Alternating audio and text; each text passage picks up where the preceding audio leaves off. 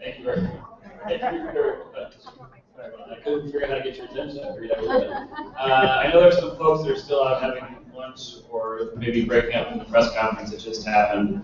I don't know how much you could all hear that about the announcement, but we're very excited that the private bank has just announced $10 million commitment to help us with the acquisition costs and rehab costs of distressed properties. So some more details coming out about that, but one of the challenges we've had at the land bank since the get-go, both of our land banks, is that working with the existing source of funds, there's just not enough resources available, and oftentimes the public funds have so many restrictions on them that it can be challenging. So the fact that the private bank has committed $10 million of completely private capital to put back into these neighborhoods is really a tremendous opportunity for us. And so I hope over the next days and weeks, those of you who are engaging in doing different developments, those that are working with housing counseling agencies, those that are working with different development entities, will start to look at this as another potential resource to acquire distressed properties, get them rehab, and get them into the hands of owners and occupants who are going to help rebuild the community. So, so thank you all for coming back, and we get started. Yeah.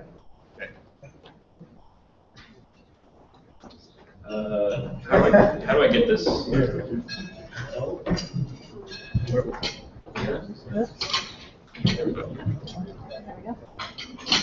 we go. Yeah, go ahead. Yeah.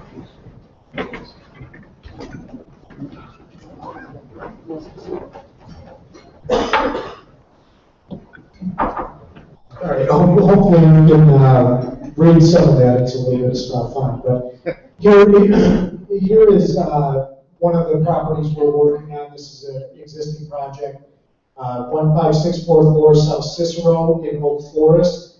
The building you're looking at is a former electric warehouse. They sold electric supplies, piping, those kind of things. It's a commercial property.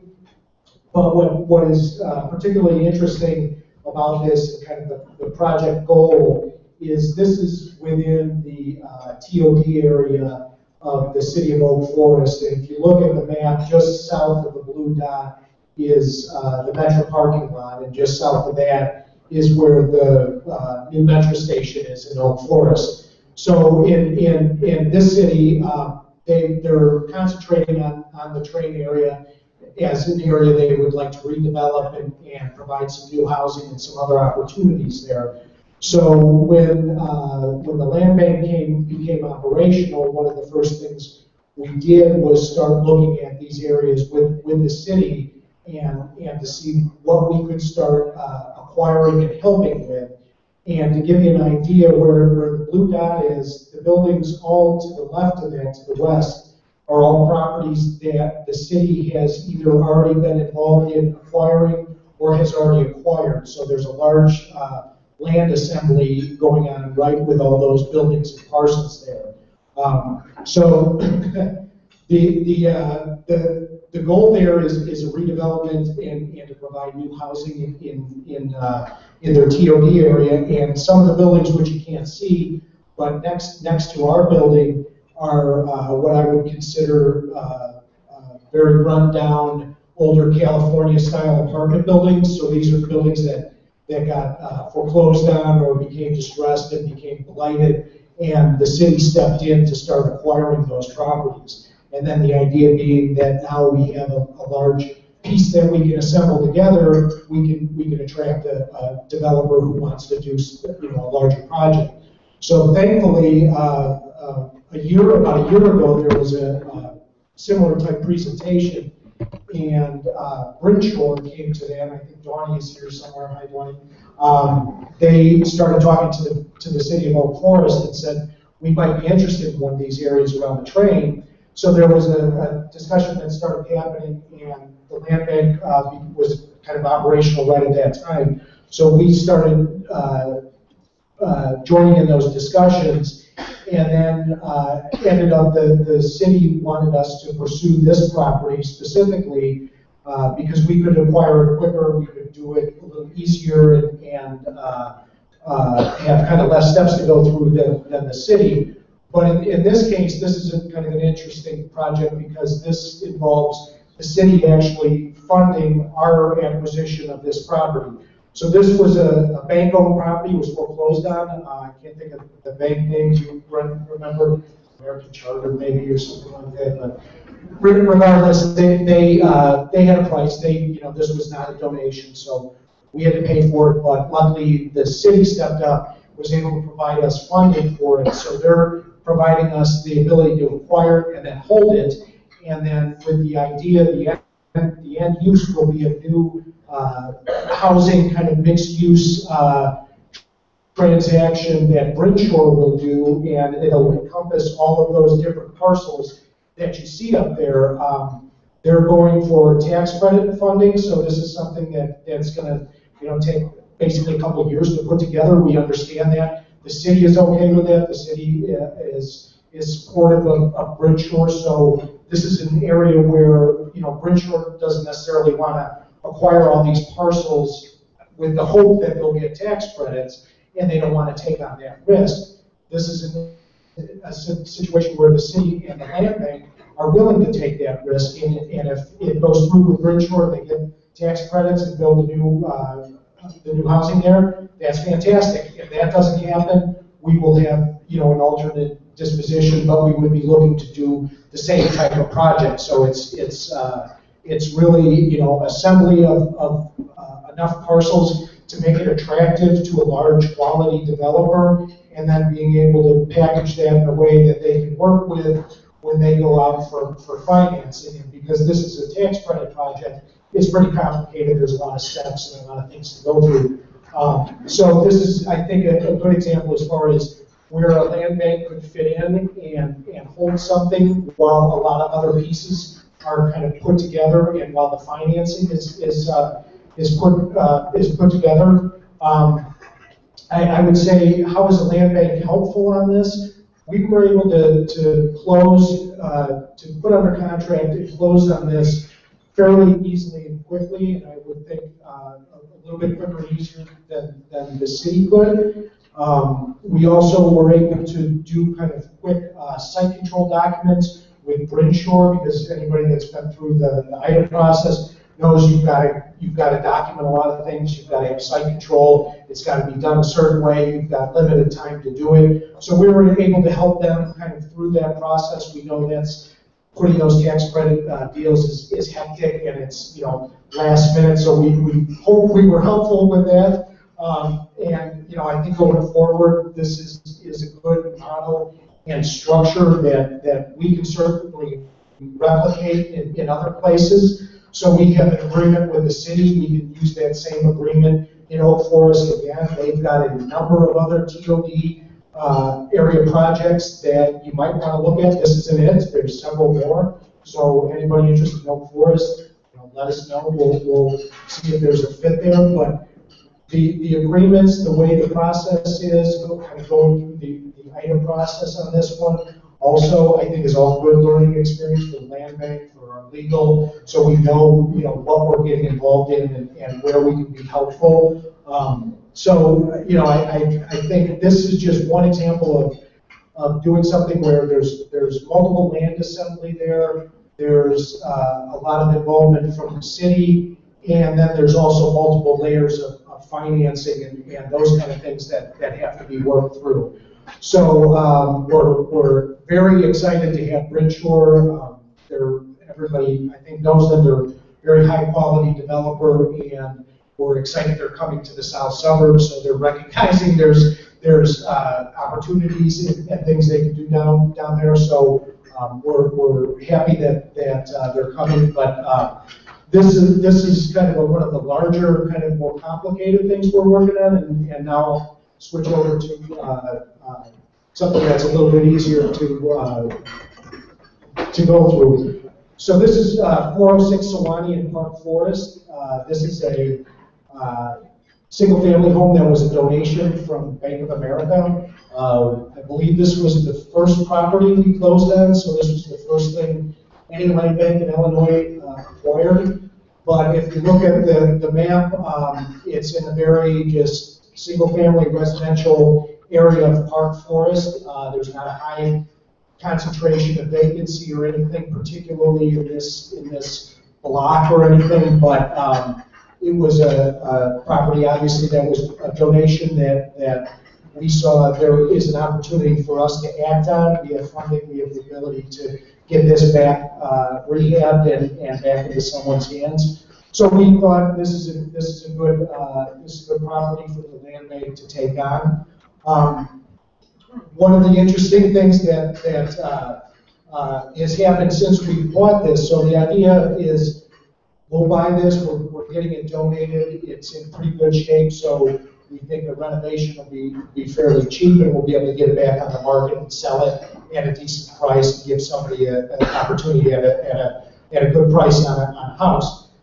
In the interim, the Village of Park Forest has got a Vista AmeriCorps volunteer grant, so they have somebody coming to work for the village to do community work for the next year, and they approached us and said, is this a possibility? Could the volunteer rent this from the land bank for a year while they work and live in the community? And we said, sure, that's great. This is exactly what the land bank should be doing. This is getting a property renovated, getting it back into responsible hands, and getting it occupied. And whether it's a renter or a buyer, I guess in this case, you want somebody responsible and somebody that is going to be a good keeper of the property. So we're happy that they're looking at it. It's not done. They've got to come out, I think, and look at the property and finalize everything. But it seems like a good fit. Seems like something, we would be helping the village out. They'd be helping us out by occupying the property, and then in a year from now, hopefully the market improves, and we would even get a better price on the house down the line. If it does not go to the Vista Volunteer, this would be a house that would be available for developers to look at, so you could come in and buy it from us, renovate it, and then resell it. So most of the properties we have may have multiple paths kind of at the beginning, because we don't know what the disposition is ultimately going to be every time, but you can see we're willing to work on kind of anything, and if it makes sense, we're going to try it. We're going to try and see if there's a way to do it. So lessons learned with kind of both of these. These were early properties that this was the first one. So this was kind of going through our process, our approval, but then getting into the legal documents. What does the donation mean, and what do those documents entail, and how difficult or not is closing going to be. So we got through all that, and we survived. It wasn't that bad. The property in Old Forest, same thing. Larger property, commercial property of cost, so there was money that had to be exchanged. So in that case, we learned a lot about how we are going to put together transactions, what makes sense. And these are all things that are going to be replicated, so we don't have to reinvent the wheel every time we go through these transactions. But this just gives you an idea of kind of what we're looking at. So it's big, it's small, some of it's complicated, some of it can be real easy. And I can tell you just real quickly, in a number of our communities, there's a lot of opportunities, both small and large. So like I said before, there's a lot of TOD areas that have land that's available that we can help you assemble and do large projects. If you're looking for single families or something like this to renovate, or you have buyers or something like that, we have those small projects and kind of everything in between. So I think that's I think about it. I mean, we're going to fund these with this one with Attorney General funding if we do the rehab. With the property in Oak Forest, there's probably not much we're going to do to it until it gets to the developer stage. So we may demolish that building, but that hasn't quite been figured out yet and how we're going to fund that. But that'll just be something we kind of look at as we kind of go through and understand whether we end up getting either bridge urban tax credits and they move forward. There's a kind of one path. If they can't, then there's another path. So I guess the idea is there's a lot of flexibility, a lot of different types of properties, a lot of different types of dispositions. So we're open to ideas and just hopefully these give you just kind of a sense of what we're looking at and give you some ideas to work with. if it's maintained as a rental, will the land bank hold ownership of it? And do you have a management wing that would be, you transfer that? Yeah, if we hold ownership to it, we would likely have a third-party manager. Is, you know, realistically, we would, you know, give anything we have rental is likely going to go. Is there any accommodation for sweat equity? We've thought about that. We haven't really put something. Oh yeah, is there any potential for sweat equity? And I guess we can look at it then on a case-by-case basis. So if it's a buyer coming in, you know, are they going to do something? Can we work through that? I'm open to ideas on that. You know, we've looked at how Habitat works. I don't know if it's a perfect match of how we could set something up, but I think it'd be a good guideline so we could think about that. So the answer, I guess, is possibly.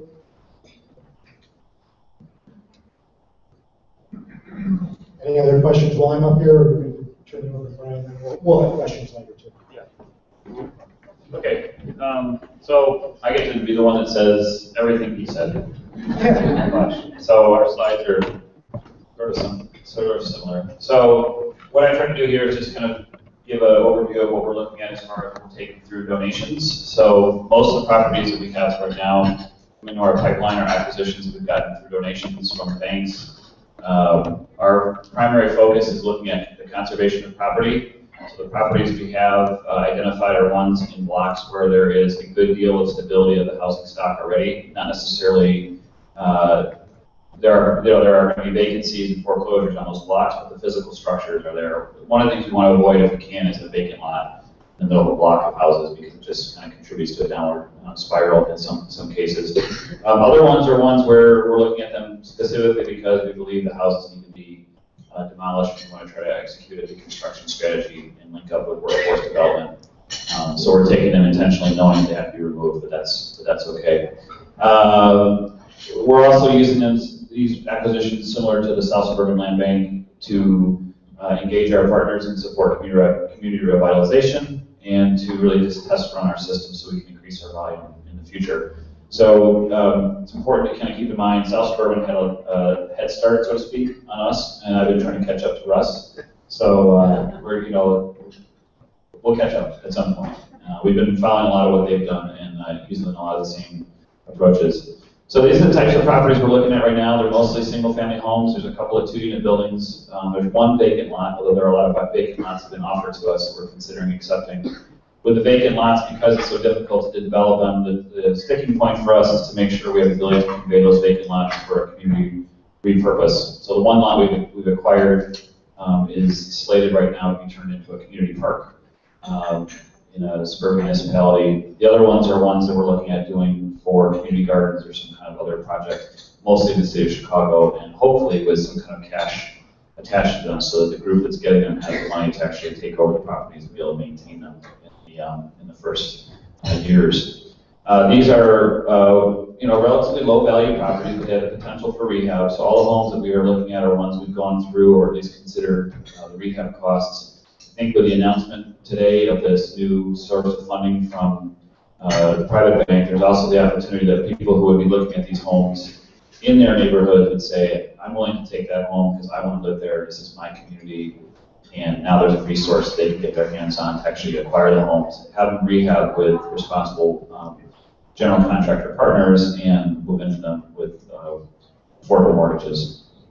And then the last point is, some of these are deconstruction candidates where we're intentionally looking at properties that have the potential for salvage. So for those of you who are familiar with deconstruction, the basic idea is taking the home down stick by stick and recycling or repurposing the building material itself. So one of the ironies is that in the Chicago area, we have a lot of homes that were built more than 100 years ago, which are in many cases too small or functionally obsolete, or just it's sort of the house I grew up in. I'm the 9th of 10 kids. So when we moved out of our house, we had gotten full value out of it for anybody. So, but those homes have old growth timber, they have building materials, they have concrete, they have brick, they have metal.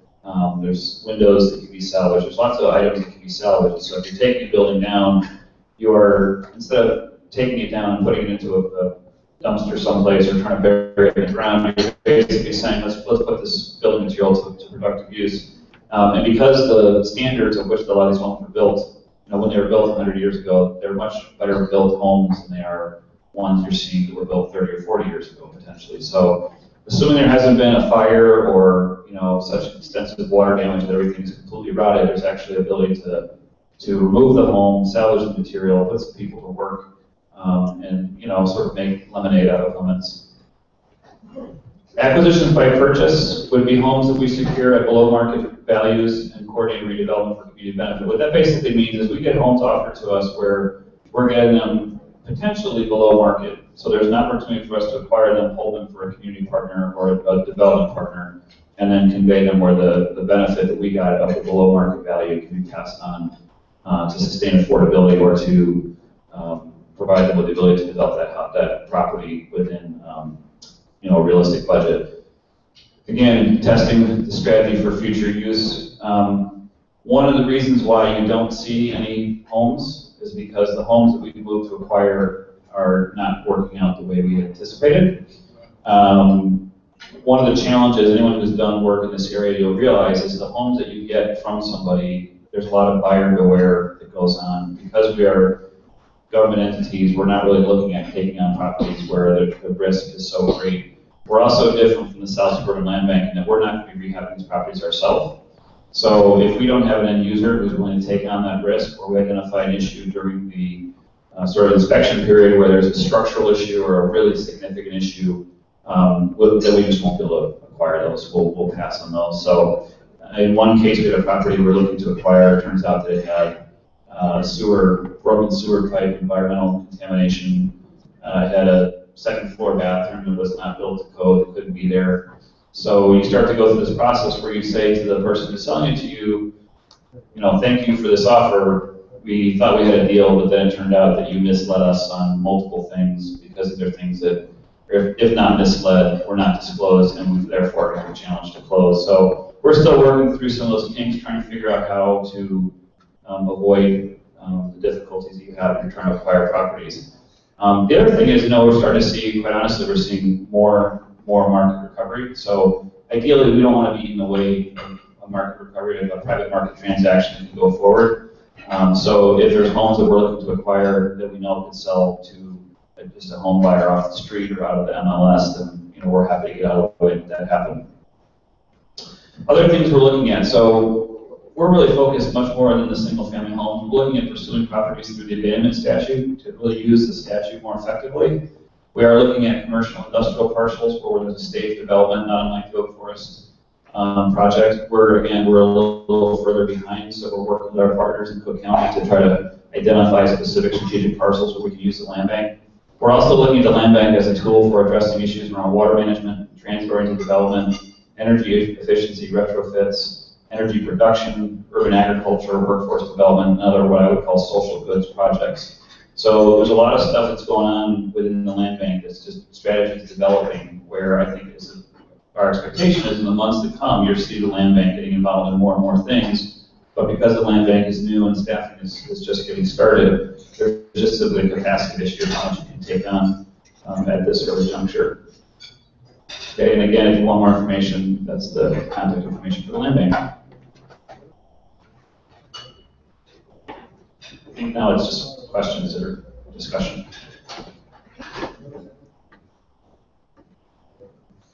So does anybody have a question?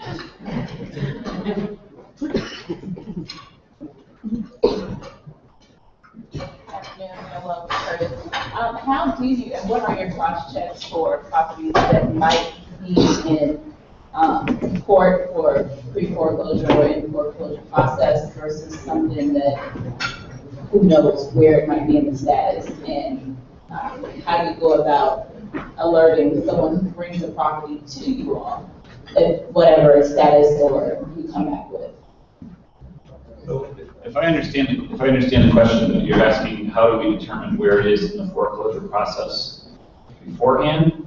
If someone brings you a property that they might not be certain if it's in the foreclosure process, if for whatever reason it hasn't come up in their search, what are your cross checks to alert them? Well, so the next session, I think, is going to actually talk about how to do research on properties and investigate those things. One of the challenges with loans that have not actually gone through the foreclosure process is that because Illinois is a judicial state and there's lots of different legal steps that have to go forward before a property can actually be foreclosed. To be honest, we're not looking really closely right now at those homes. If somebody brought us a home that they think is in foreclosure, we could help them research the property and find out if there's a case filed and try to get some understanding of where it's at. We are working to engage and have engaged the law firms that represent most of the banks on these cases. So we have good relationships there where if we look on the court record and see there was a foreclosure filed, we know the attorney, we know the firm, we can contact them and try to get some insight.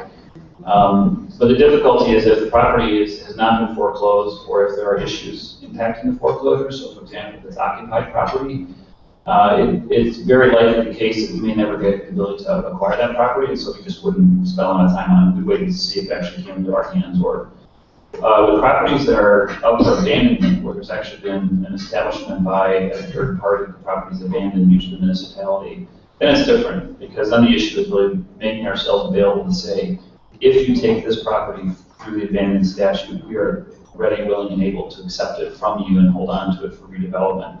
I would say from the Cook County Land Bank's position, we are probably at a point right now where we can start executing that strategy with some municipal partners, and that will continue to grow as we go forward. And again, that is a situation where people are coming forward with buildings already identified that they would like to have us acquire, and all we're there is we're just basically responding to that demand and trying to make sure we can support it. There are a few strategies that we're also working on with I guess, quote unquote zombie properties that are stuck in the foreclosure process. So that if the parties are all at the table and would be accessed, that we might be able to work out some type of assignment and deed in lieu of foreclosure, which would allow the land banks to abate back taxes to make the property clean. There, as Brian mentioned earlier, there are a set of different methods of acquiring property that would allow the land banks to abate back taxes that are actually out there. It's voluntary donations and purchases are not among them, so they would need to be involuntary, such as foreclosing on a lien or deeds in lieu of foreclosure, no cash bids or scavenger sales for taxes. But it provides an option. Some of these, the problems that exist out there in terms of the foreclosure process taking so long or banks not actually wanting the underlying asset there, there are some of the tools that would allow us to step in and if we could get all the parties to the table, have a strategic assignment and deed in lieu of foreclosure that would essentially set the property clean moving forward. So both us, Brian and I, have been talking to banks, trying to figure out a way to get everyone on the table and figure out the most streamlined process if that strategy was ever to be put in effect. So I think we're getting closer to getting some of those larger issues addressed that would open up the door to some more properties. Yeah, just add one other thing too. The foreclosure process is complicated. The servicer agreements are complicated. The investor restrictions are complicated. So you're trying to put together transactions that have 4 or 5 parties, all of whom have conflicting interests. And typically what we see, especially in residential property, is at the end of the day, the investor is the one that's driving the bus, and the investor is sitting someplace in New York or Washington or someplace outside the market and has this idea that either there is an underlying value that they want to recapture, therefore they're not going to allow the property to be foreclosed or to be released, the lien to be released. Or there's such a concern that there's going to be a lawsuit or recourse under the Consumer Financial Protection Bureau or other statutes that have been put into place that they are basically not moving at all. And one of the things we're really trying to do is, as Brent says, is get the different parties to the table and say, look, there needs to be, it's almost like everybody has to sit at the table and kind of hold hands and say we're going to jump together. But there also needs to be really, to be honest, without getting too, putting my advocate hat on, there has to be more pressure on these institutional players to say your inertia, for whatever reason, is causing significant damage. And when you didn't have a land bank to take the property, it was one thing. You now have people who will take that property, but you don't have an excuse for not moving that transaction, getting out of your system. But that's going to require pressure from elected officials and community organizations and others to contact people at, in Washington at the housing finding, what is it? HFHA, I always get the acronyms wrong, at the Protection Bureau, and getting people to say, look, you have the protection from the powers that be to act, so that the GSEs don't have to keep saying, we can't do it because these guys are restricting us. If HAFA and the Financial Protection Bureau give them kind of a clear harbor to move into, then we're waiting to take those properties. But until that happens, it becomes a case-by-case transaction where, unfortunately, it's not a significant change from what the status quo has been afflicting the county. And the abandonment is different. There is one area where both land banks, working with municipal partners, have authority to, if a property has been abandoned for 2 or more years, to go ahead and put a process in place that would take control of the property above any other lien or interest out there, including a tax holder, a tax certificate. So it is the ultimate authority to go and take over abandoned property, of which the mortgage holder and the investors would lose their interest in the property anyway. So I think that hammer in the background, in terms of, in their view, would hopefully encourage them to take action sooner than allowing that two-year period to elapse with no legal tenant in place. Because then you fall into a category of abandonment, and we could proceed with that strategy, which the unfortunate part is that's 2 years deep into a process that if we were in earlier, we'd be able to keep the properties in better condition. We could turn this around faster and get on to the next property. So hopefully the tandem pair would allow everyone to come to the table knowing that each party has their own interests, and each party has their own barriers, but we can find some strategic middle ground to move forward on some of these. I would only add that on some commercial properties, so I don't know if you're talking residential or whatever, but on commercial properties that are more local lenders than these kind of national lenders and all the, these other layers, these servicers and everything, that's a much easier conversation to have. So if there's a building being foreclosed on and whatever bank it is, that's an easy conversation for us to have, and there's ability to do that fairly quickly, whereas a house that maybe Bank of America is foreclosing on, but there's another servicer and all these other players involved, like Brian said, that becomes almost unmanageable in some ways. But if you do have a local bank, that is an easier conversation to have.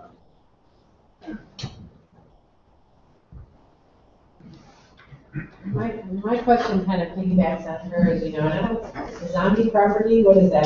First Just a property that's stuck in the middle of foreclosure. Right. The So we have person's a lot foreclosure. of those. Yeah. And can the land bank, assuming it's in Cook County or in South Suburban Cook County, can a land bank act on those? And is that abandonment statute, is it a county or is it a state statute? State statute.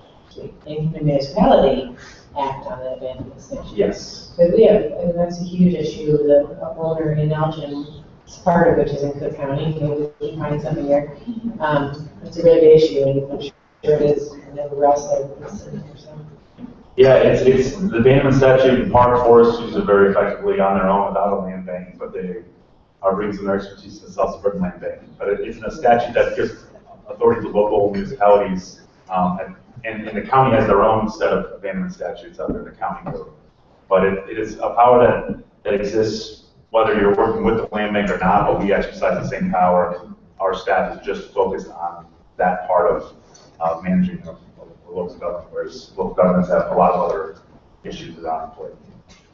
Yeah, and part of the issue I think that we've seen is that when the property is going through the foreclosure process, even if we're going to call it a zombie property, but since we no action on it, there still is somebody who's legally responsible for that property. And so I think one of the issues is that if the land banks are going to take those properties, we want to know that we have a use for those properties.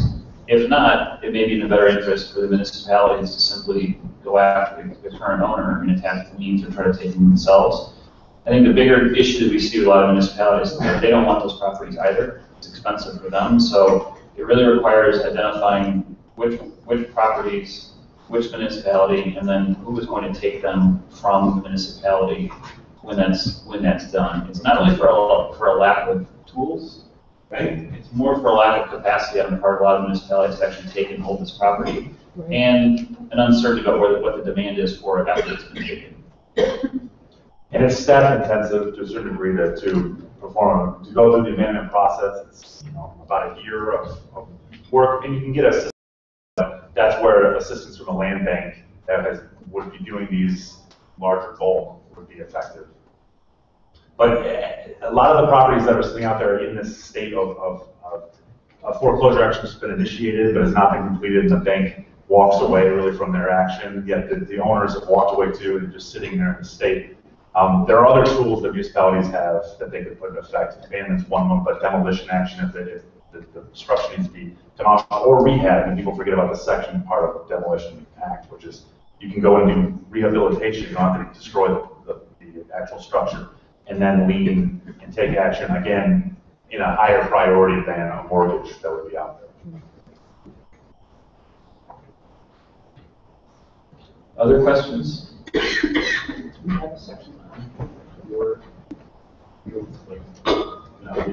So one of the things this topic, for those that are not deeply involved in state statute discussions, it can get into the weeds pretty quickly. So in the resource package we have today, there is some information on some of the basic strategies for pursuing a property that Brent has put together.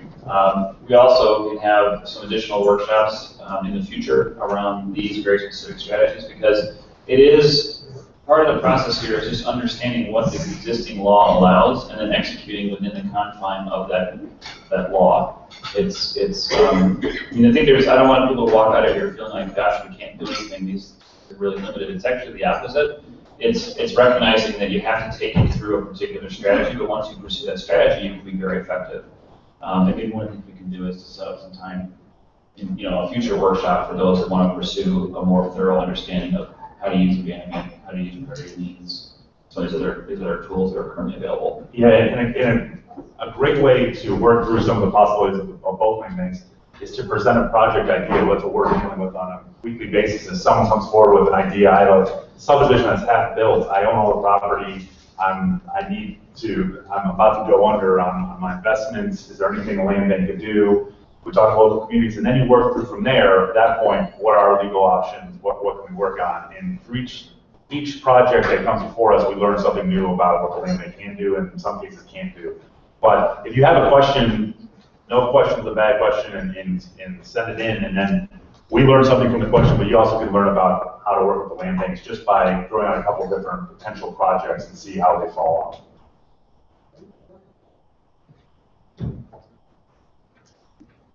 Yes, Can I ask from here? Can you hear me? I can. All right. So earlier you alluded to different strategies that you've been considering to make affordable housing possible through the land bank, given the statutory requirement that you have to recover your investments. Yep. So can you say a little bit more about that?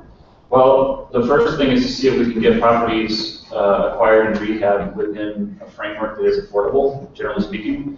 So for those of you who hear the private bank announcement, part of the reason why that announcement is exciting to us is that's private dollars that can be used to rehab homes, where we know from experience that the cost of rehabbing property when you're using private money versus public money is very different. So there's an automatic cost savings based on the source of funds. Depending on how you get the property and its condition, there is a beneficial, there's a benefit there, an opportunity there. The other thing is we haven't done this yet on any properties we have, but in many cases the subsidy that goes with the property is essentially a soft second mortgage that rides with the property and it's deed restricted. I don't see statutorily, I should put it, I guess. I don't see a reason why the land bank can't do that if that's required. So what we're looking for is for people, to Brent's point, bring forward a project and let's figure out how we can make this work. For some people, one of the challenges they have when they're putting together a project is that once you get site control, you have carrying costs, there's taxes, there's maintenance costs, and so on and so forth, and it becomes a cash flow question. Well, maybe the way we solve that problem is that when those properties are being acquired, they're coming to the land bank, we hold them. We don't have taxes, and if we have maintenance costs, we can mitigate the maintenance costs by essentially hiring the development entity to maintain their own properties. We have a transaction we're working on that's exactly like that, where somebody acquired a bunch of property that they weren't quite ready to execute on, and they're now trying to convey those properties to us. We'll hold them. We'll actually hire them to maintain the property because they have a vested interest in doing that. And the costs that we incur to pay them to maintain their own properties are costs they can either waive later or recapture when they execute their deal.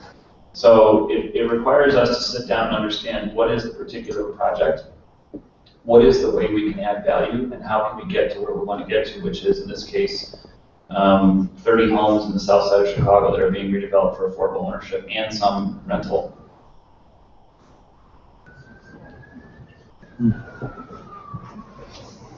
Okay, I think our next, I mean, if there's no other questions, I think our next presentation, I'm sorry. So that holding cost would include the insurance cost, which would be held by you? Yes, Insurance, okay. yes. And the insurance cost on most of these properties that we've had so far is relatively nominal, because our properties, again, they're vacant properties that are secured, and the cost for insuring vacant properties relative to occupied is different. We're also not engaging in the rehab work, so we're not dealing with the liability that comes along with having contractors perform rehab and so on and so forth. Okay, Any other questions? great, thank you. So you are excused for the rest of the workshop. Thank you so much. Thank you all very much.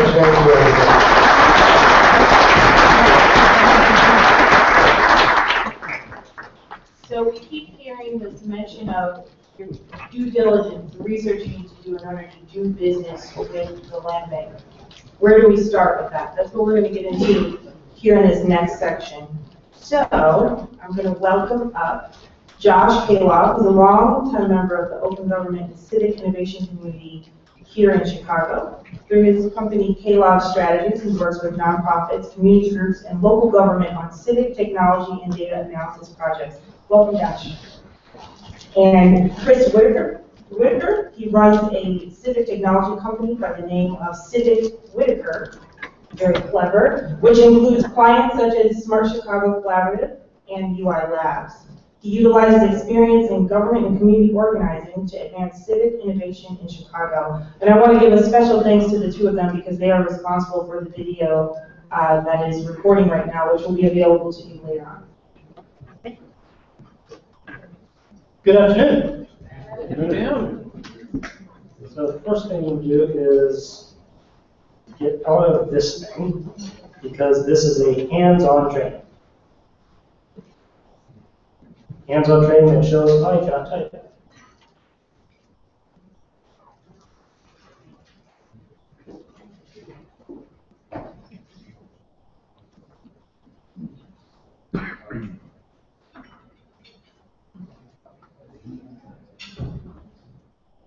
Let's see.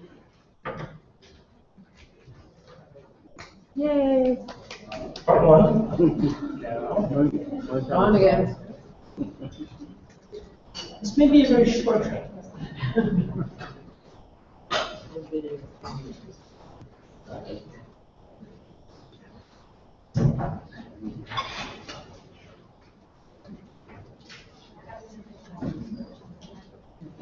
There we go. Yeah, but the screen is not. The screen How's is it not look? cooperating.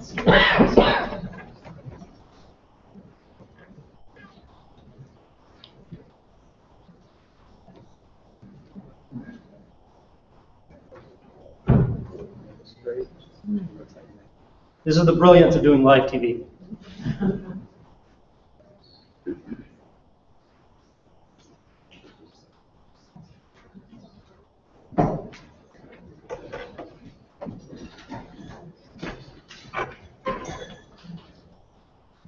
Chris, the USB for the clicker, if you pull it out, that's what the problem is. You just pull it out.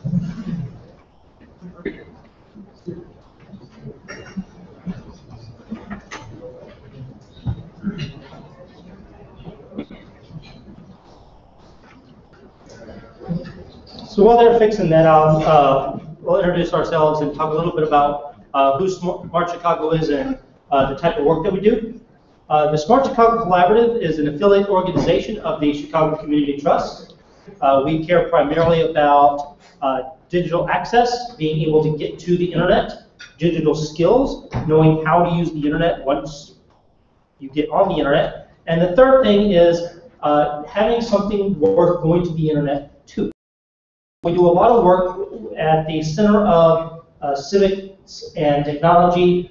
We help administer the city's Broadband Technology Opportunity Grant, and we run a number of civic technology projects, including one with the Southwest Organizing Project, utilizing a company called Local Data, which goes through the neighborhood where you can take surveys of abandoned and vacant buildings using your cell phone. So that's a little bit about what we do. One of the things that we do is we do a lot of writing and blogging about tools that you can use to find out information about what your government is doing. One of which is information on how to get information about properties so that you can then go and work with the land bank for those properties. So if you go to our website, we actually have a video demo online. So as I throw 6 different websites and just a ton of information and you get completely lost 10 minutes after dinner, you can go back to the Smart Chicago website and we'll have it all right here. So the first site I'm going to bring you to is the Cook County Property Tax Information website. This is probably the first place you want to go because you need to know the property index number or the PIN number. The PIN number is going to be the magic number that gets you access to everything else. Because the first thing that's going to happen when you go to some of these other websites that we're going to show you is it's going to ask, hey, what's the PIN? And it's going to make you do a CAPTCHA. So this is the Cook County Property Tax Info website at cookcountypropertyinfo.com. When we have an address that we're interested in, we're going to type it in this box. So for our example, we're going to do 7611 South Eggleston. Let me make sure I got that right. So 7611.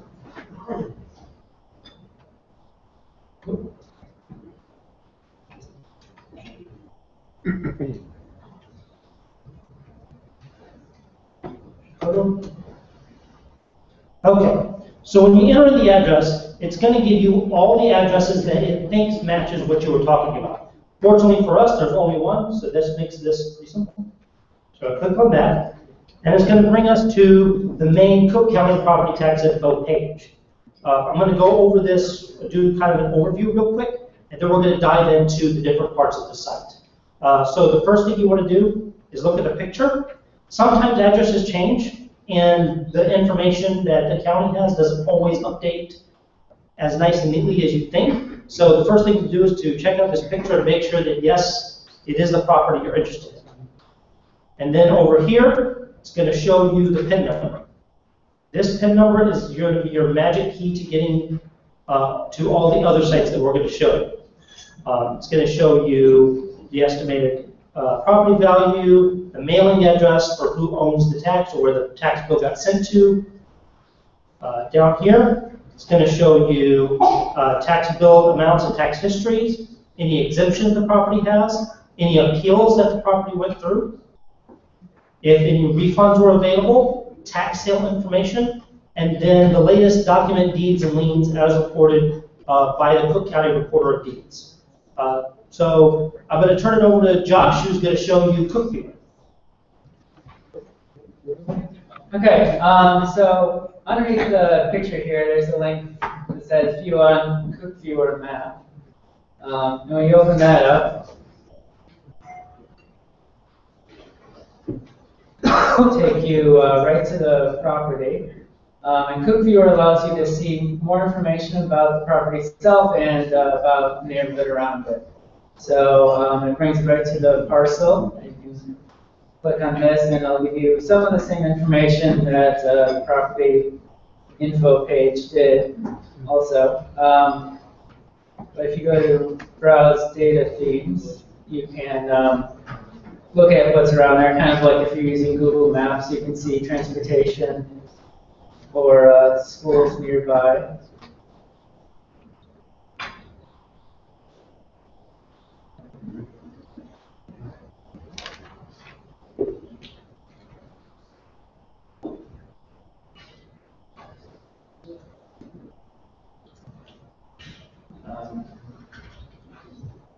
You can see taxing districts, so whether it's in a TIF zone, a park district, school district, things like that.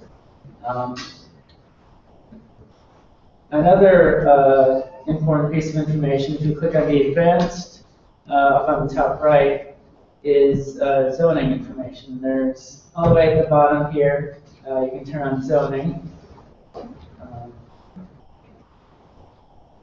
It should show up.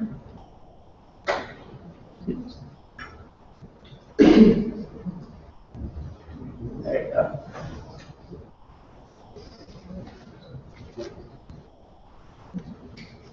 So it's kind of shaded, and then on the side here it says the zoning type for that area. Another big feature of CookViewer is this property comparison tool. So through this property comparison tool, you can look for other properties in the area, and you can set some parameters about building size and land size. So if we just go with the defaults, it's going to find similar properties within a half mile. And so now you can see all the list, and it's probably hard to see on there, but you can see each of the parcels when you scroll over it, and then you can zoom into one of these other comparable properties.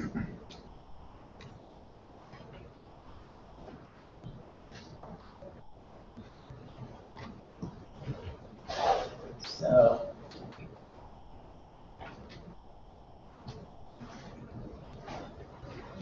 if you do this, identify the property and view district details, it also will give you all the information, what ward it's in, if it's in Chicago, judicial district, park district, school district, state reps, basically. And yeah, so that's CookViewer. Oh yeah. So another website for finding zoning information, if you're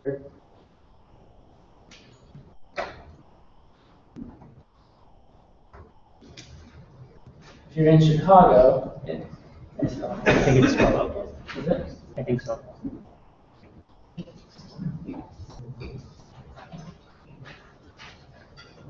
Is Second City Zoning. This is only within Chicago, but it's another interface to find more information about zoning. It also has a good explanation of zoning rules and the different definitions for all the various zoning types in the city. That's another resource. All right. So the next thing we're going to show you is we're going to go back to the property tax viewer. The next thing we're going to show you is how to get information on all the tax history. Because if the taxes are taken care of, you can't do anything with the property. You can't sell it, you can't buy it, you can't transfer it. Taxes have to be taken care of. And so one of the things you have to research is what's the status with all the tax information. So there's a couple of places that you can do this. The first is the Cook County Treasurer's Office. So if you click the link on the bottom, it's going to give you, it's going to ask for the PIN. So we're going to go up here, find our PIN. 20, 28, 13, 4, and then the CAPTCHA, search. Okay, so when we pull it up, it's going to show us the tax liability for the last 2 years, for both 2012 and 2013. If we click this link to get more detailed tax information, it's going to give us some more detailed information. So it's going to say the property location, where they mailed the bill to, if they had any exemptions, what their installment status is. And by looking at this, we notice that this has a balance due. And so if we want to do anything with this property, this has to be taken care of first. But one of the things you'll notice is it's only giving us information for the last 2 years. To get the information on anything going back, we'll need to go to the Cook County Clerk's Office. So I'm just going to do that right now.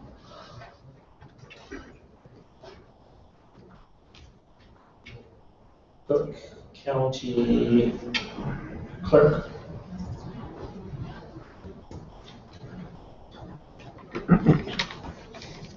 So when you first pop onto the county clerk's website, this third link right here is delinquent property tax search. If the first thing it's going to say is you need to have your pen ready. Since we do, we're going to hit click here to begin. Put that in, so 2028.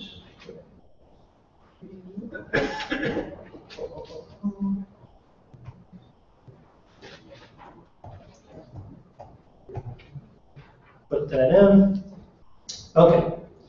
So once we get on the county clerk's site, it's going to show us the information on all the taxes prior to this. The thing that we're looking for is, has the tax debt on this property been sold? People can actually buy tax debt. And when they buy tax debt, they get a lien on the property. If they have a lien on the property and then go to try to do anything with it, you then have to clear the lien by going to the person who owns the tax debt, paying them plus interest, you get the lien taken off, then you can move forward. So in looking at this site, we see that the taxes were forfeited, but it doesn't appear that the taxes have been sold yet. So we're all clear here. If we go to the status, it's going to give us sort of an explanation of what this means. So when we're looking at this property, we know that there are going to be some taxes we're going to have to clear off, but because no one has a lien on the property, we should be good to go. So up next, we're going to show you the Cook County Recorder of Deeds site and how you can find out what's all happening with this lease and foreclosures and court documents and things like that. So on this page, the last 6 or so recorded documents show up here as a list. But to get more information, you can click on the link here, and it'll take you to the Cook County Recorder's office. And if you go into this search portal,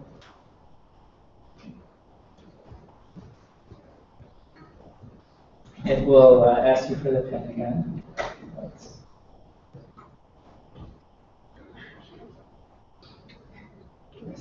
28-313-004-000. So this is going to show you all recorded documents going back to 1995, I believe. So, for example, here, the most recent document is a court document from just a couple months ago that was, you can actually go and view the image.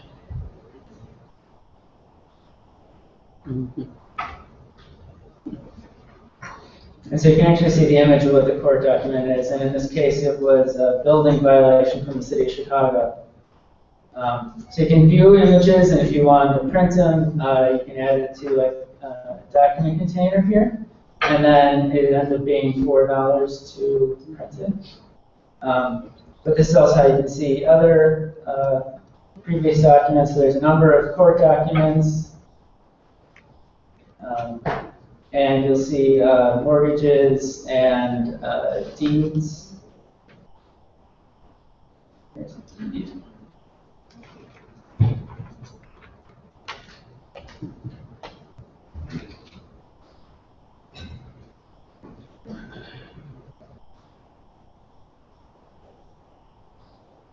So this is a way to find out what the history of the property and see who is currently recorded, what kind of recorded transactions currently are on the property.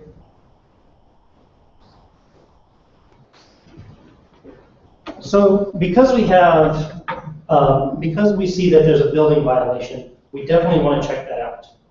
The city of Chicago will demolish a building if it's deemed too unsafe. And if you're trying to do something with the property and the city comes in and turns it into smithereens, this could be a bit of an issue. So, easiest way to get to this website is simply go to, simply Google Chicago building violations. And it's going to give you, the first link will be a link to building violations online. So it's going to load up.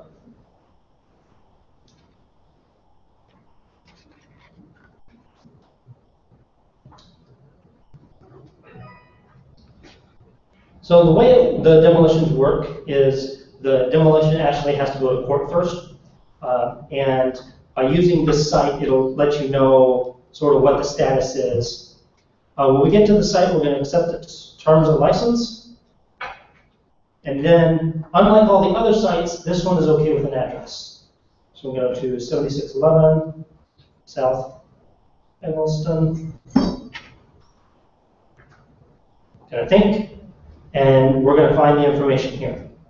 So we see all the building inspections are going to be down here at the bottom. So as we go through the site, we can see, what all the violations were, and we can see that it did go to demo court at some point. It went to demo. The last inspection date was as early as February. When we go click these digits, it's going to give us some more detailed information on what that building inspector found. The good news is that when we looked at the inspection, the status is closed, which means they're not moving forward with demolishing it, so we know that's not going to be a showstopper. If that would have been a showstopper, then that would have, we would have had to work around that or maybe choose another property. Let's see. So the other site that we're going to show you is a site that is much more, has a lot more usage. The last thing, I don't want that. So I have a confession, I use a Mac that has the one button, and so there's this other button that's, okay. So there's two sites that are real estate sites that will give you a lot of information on not only the property that we're interested in, but kind of what's around the property. Redfin is one, so we're just going to type in the address.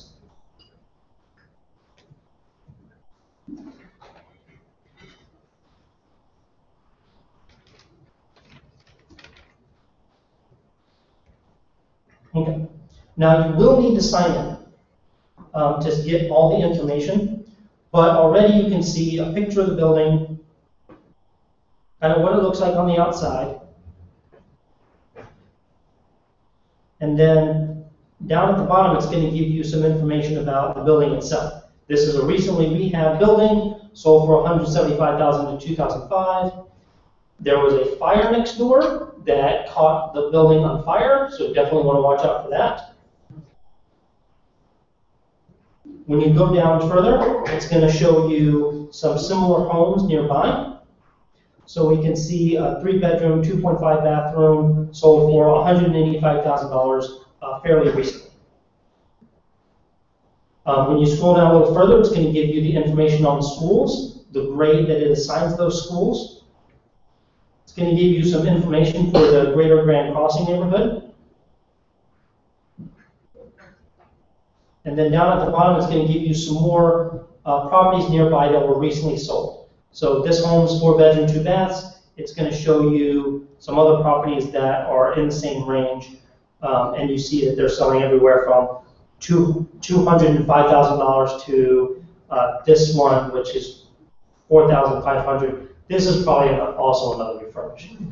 But the Redfin site, as well as the Zillow site, will give you a bunch of detailed information that gives you a better sense of what that property might sell for once you finish refurbishing it and getting it all nice and cleaned up. So we've thrown a lot of different websites at you fairly quickly. We kept this demo short so we can answer all your questions. So are there any questions so far? Yes? Is Redfin only for residential? I believe so. I think it's primarily residential. Yes? Where do you see the MLS fit in? And so, typically the MLS, you only have access to if you're a real estate professional. And so do you think the MLS is necessary to do property searches for? Or do you think Redfin and Zillow kind of fit that need? So I know you can look up on Zillow, and I think Zillow, I'm not 100% sure. I know you can look up by MLS number, But in doing our property search, I don't think, Justin, the county, do we know if they even have MLS records in like the parcel data? So the information, the kind of the key piece of information that sort of links all the different websites together is the PIN number, and then the parcel data, which was just recently released by the county. I guess I'm saying in doing your, like, doing a search in general, right? Like, I mean, sure, if you're driving around the neighborhood and you see a property, you can go in and find the PIN number, but short of doing a block by block, like, physical search, I'm just saying, taking the point of, like, sometimes the MLS is helpful in identifying those, like, foreclosed properties or REOs, and so how does Redfin, like, fit into that? So the only site that currently uses MLS as a search, to be able to search by MLS is the Redfin site. If that's going to update, I'm not sure if all the other sites are going to start looking at MLS. I'm not sure. Yes? The City of Chicago site that you listed for building code violations, is there a separate site for South Suburban or suburban areas, or can you use the same one? So this is only for City of Chicago. I don't, if there's someone from the south suburbs that can correct me, I don't believe any of the other municipalities currently have this data online. Or am I right?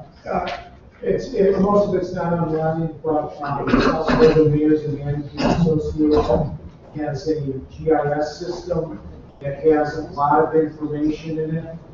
Some of it's public, some of it's private.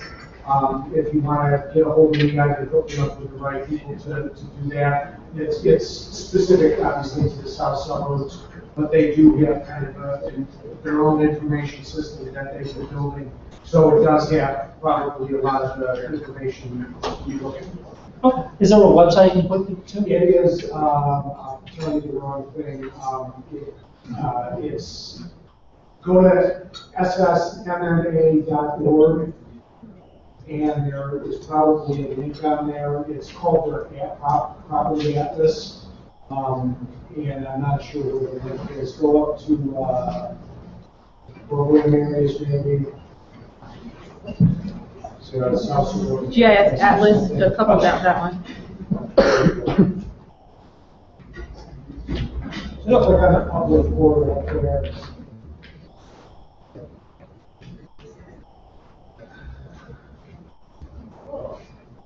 And I'm by no means an expert in this, but if it loads up, it gives you the options to go and look at some different layers and menus and things, and you can do quite a bit of research on this. Great, and we'll also add this to the resource page on the Smart Chicago site. Great. Yes, sir. Could you give the audience a little more explanation on buying the taxes? That's always misunderstood quite a bit. Who buys the taxes? Who do they buy them from? Why do they buy the taxes? Do they own the property? Maybe just 2 to 3 minutes on that. I'm not a total expert on that. I would have to defer to the land bank or to the clerk's office for how the tax sales work. I do know if you go onto the City of Chicago data portal at data.cityofchicago.org, or sorry, the county. I can give you my 2 cents on it if you want. Is it worth 2 cents or more? Many of you probably know that, but the term buying taxes is misleading quite often. What it is the county needs their tax revenue, and if those taxes are past due, I could go in and I bid to buy your taxes, and the bid is a percentage you would have to pay me to redeem those taxes. And I don't own the property. There's a 2 or 3 year waiting period that you can retrieve the taxes and pay me the bid interest that I got. So the person who buys the back taxes of the company, they have 1 or 2 benefits. They get an interest from you when you redeem them. If you never redeem them, you foreclose and you get the property 2 or 3 years later. But the idea is that the taxing bodies need those revenues as quickly as they can. Most of the taxes that are bought in arrears are valuable properties, and people just didn't have the money to pay that year, And I think I heard this morning 94% of the taxes are redeemed. So, but it's misleading when we all use the term buy the back taxes. So that's my explanation on that. Yes. That would be the second benefit. If there's no scavenger sale, well, yeah, you would buy it. That's when you would buy the taxes or the scavenger sale, correct? Other questions? Yes. So something I run into a lot, I'll go on the recorder's website, I'll see an LLC, I'll look them up on the Secretary of State website to figure out who's behind that LLC. Sometimes there's no information, especially on these vacant properties. Do you have any resources that you would suggest to look and see who's behind those LLCs? To track down like who actually, like who's the person behind the LLC? Yeah. Other than the Secretary of State's office, that's supposed to be the address of record. Yes. Can everybody hear me? Yes. On this particular question, if you are, sometimes you want to think of yourself as if you're like a private detective. Yeah. And Google is your friend. So I'll just tell a quick story. We have a property that was offered to us. We have 2 different properties were offered to us. By using the Secretary of State's website, we determined where was the registered agent for the LLC. We then did a Google search against the address and found who lived in the property or who's the leaseholders who were registered there, and then matched them up to the recorded deed website on the other property and realized we were potentially dealing with the same parties. But we used Google to figure out the fact. So we went back to the seller and we said, by any chance, do you happen to have an interest in this other property? They said, no, we don't. How do you know this? I mean, why do you ask? And we said, because we have these records that show, and it looks like you maybe have an interest in the property, so we want to be able to do it. That was all done with Google.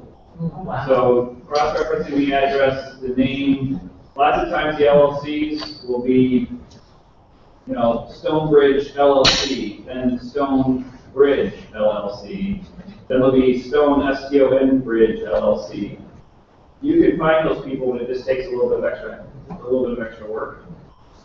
So that would be one suggestion. Thank you. Yeah. It's a somewhat easy way to extract or export data for people really only. For which site? For, let's say, building violations would be on the city's data portal. So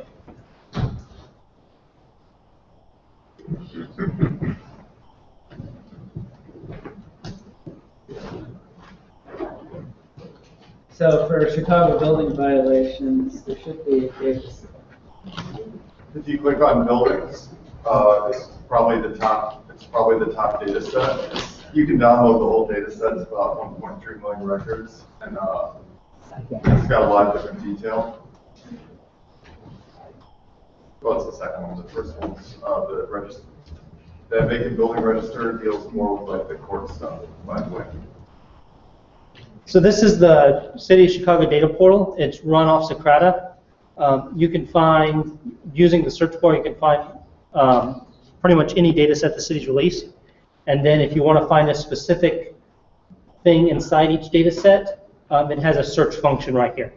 So if we wanted to see like a particular address, we can plug in the address here and find the building violation that we found earlier. And it can be exported to Excel, correct? And you can export it in Excel. If you're building a website, Socrata has an API, so you can make your app talk to the city data portal and get all that information sucked into your app automatically. And then you can even print it out as a PDF if you must. Cook County also has a data portal too, so there's some data on there, but not as much right now. So there are some tax sale information from a couple of years ago.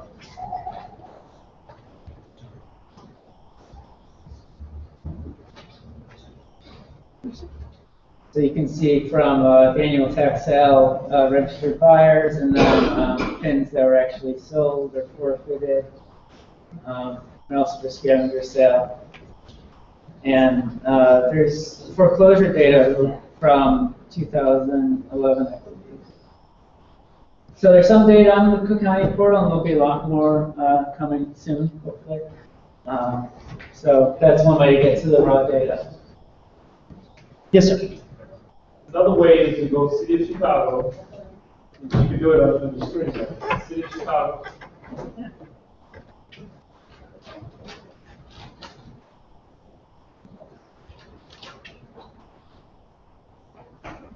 Go to the home page. Check status of vacant property.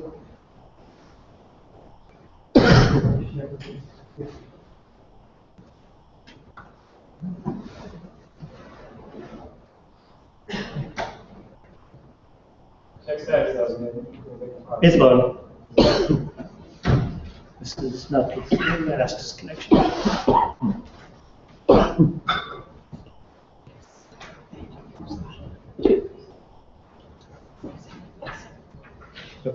Get started on it. You can go select in the top corner. Whatever ward you can look at. Ward or address, how you want to show you the property that's in each ward. Search. Pictures of every property, all the places. It'll take 1 minute to do about 100 property.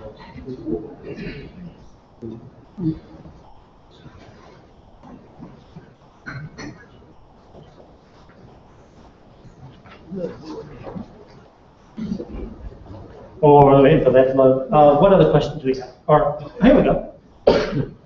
Each property, you show the pictures of everything. No, address. What's the next one? All the information, court dates. What?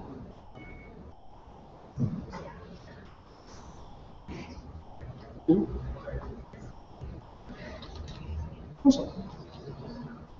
was like drinking and drugs. See what I worked there for? Drinking and drugs. My eyes are trained. Thank you. What other questions? Yeah. On the assessor's website and Cook Viewer, it gives you the age. It says maybe 100, 110. Why, is there any place where you can find out when the building was actually built, the year, versus 125 years? I mean, you can back into it easy enough, but that'll tell you when the year the property was actually built. I don't think there's anybody other than that right now. No, there isn't. There's it? Okay. Not at this time. Okay. I think Zillow is. Yeah. Oh yeah, I think Zillow does give me. Just a quick question on this Cook Viewer. Clearly, the satellite image and the pin map boundaries are off track a little bit, right? Because these houses are not all split up between two different pins. Yeah, it could just be the way the imagery is lined up with the parcel boundary. And if the imagery is at an angle, it may look like it's over when it's actually not. But it does look like it's in between. Yeah. Yeah, but in the back, please. Yeah, in regards to Zillow, Trulia, and those sites, they have a higher error ratio with MLS. So it's going to be rare that if you want the definitive information, the consulting or realtist or realtor to get access to the MLS, which is what the appraisers and everybody else who uses it make the assessments in advance. So don't rely on Zillow and Trulia for that. Okay. I couldn't hear his So the most accurate information about a property is from the, on the real estate side. It's going to come from a realtor because they have access to the MLS and the general public.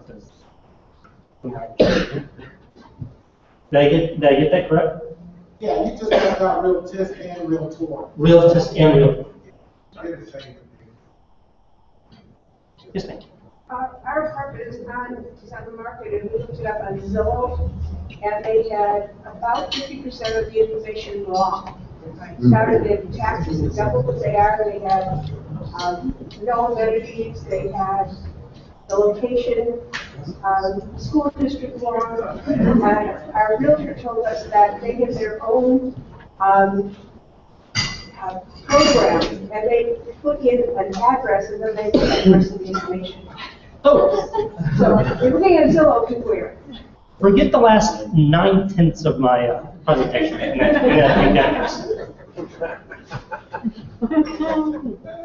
other questions?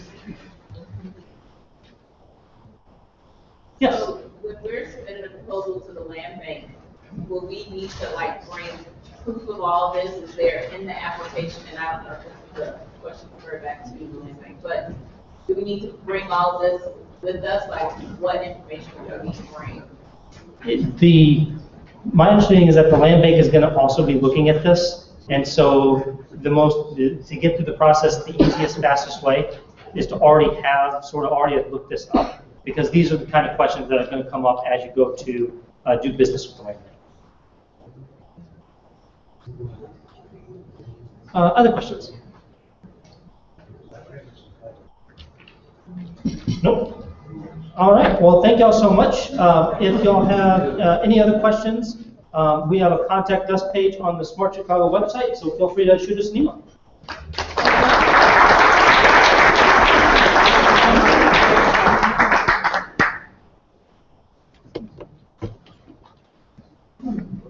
Good job, Alex.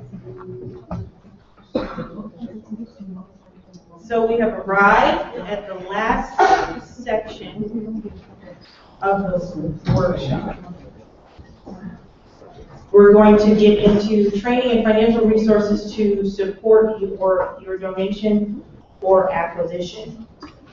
Oh, we need one more chair. So we're going to be welcoming up 4 panelists. First up, we're going to have Kevin Jackson. He's the Executive Director of the Chicago Rehab Network. Since 1996, Jackson's leadership has resulted in a number of initiatives and campaigns for affordable housing. Welcome, Kevin. And we have Jack Crane from CIC.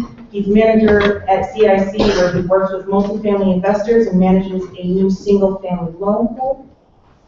Jack has specialized in inner-city investments for 30 years. Welcome, Jack. We also have Robin Coffey of Neighborhood Housing Services.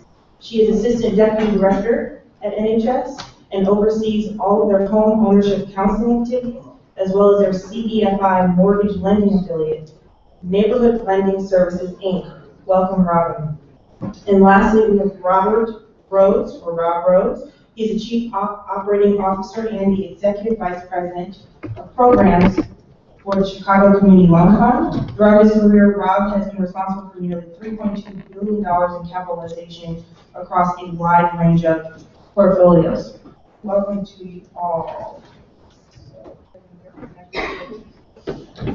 Oh, sure. Otherwise, it's section.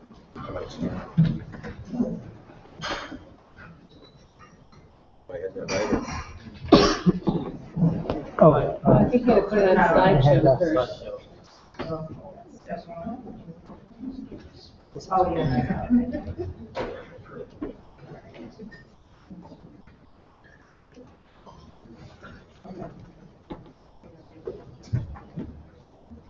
Look at this one here. Good afternoon. Good afternoon. Nice to see all of you. Many faces are new, many faces are old. The title of this session is the training and financial resources to support your donation or acquisition. And I'm starting off with the focus on training, just to make sure it's clear, and the subsequent 3 presenters will be much more on the financial piece. At the Chicago Rehab Network, you see the mission up on the slide. It's historically written We began in 1977, focused on community empowerment and development without displacement. You know, the reason we're so committed to this is in no small part is we've seen the gain of what happens when we work across communities and learn and share from each other. And we're also interested in the long-term stability of building the assets for families and also for the neighborhoods. Our members, to give you an introduction to our structure, is we're exclusively run by nonprofit developers and organizations. The Resurrection Project is here at one table. Wacona Reyes is my vice president. She was involved with some of the discussions around the land bank. So we have organizations across the city. Luch is here today. They're also very active in this space. Our work at the Rehab Network is not to touch real estate. That's what our members do. At the Rehab Network, our work is about the public policy that's needed to advance communities and the success of matching affordable housing as the conduit that builds people's opportunities in the lives of their neighborhoods and for their families. We also do a lot of work on the training and technical assistance front. We've been doing it for over 35 years, and one of the takeaways I'm going to talk about at the end is we are launching our 18th year of an empowerment series, which constitutes over 140 hours of learning. And that's one of the services that we work with is the training and capacity building. Many people know us for the fact book that we just put out. And that's research based on the 2010 census and what's happened. What we know is we've seen incredible growth in housing insecurity. We all know that when we go out to the neighborhoods.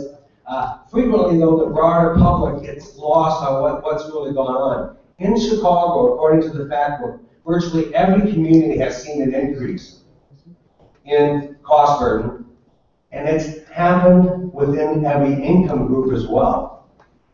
One of the strongest ones, just to give you the severity and why we really need to marshal some greater attention and support to this issue, people who make between $50,000 and $75,000 in the city of Chicago, in the year 2000, about 18% of that population group, which represents over 200,000 families, about 18% were cost burden, paying more than 30%.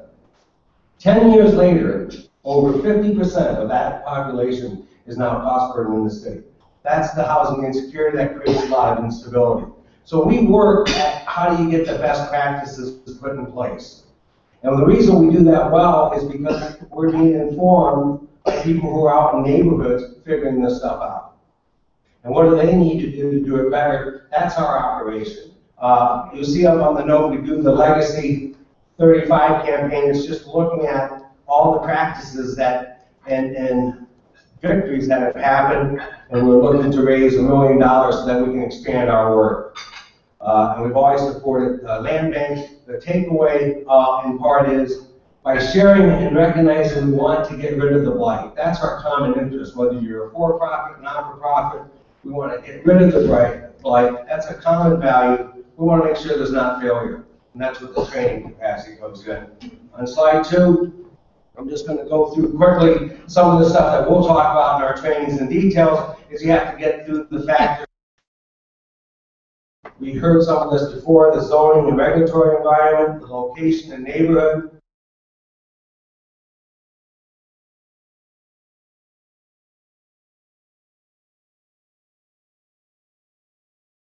And market area conditions will all weigh in.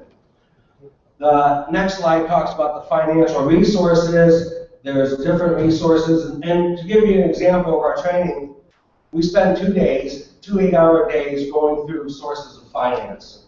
And it's done by people who've done this work. Many of the people who do the training are actually the members of the Rehab Network. So they're coming from that experience base. In the pre-development space, you'll hear from Rob at the Chicago Community Loan Fund. They do that.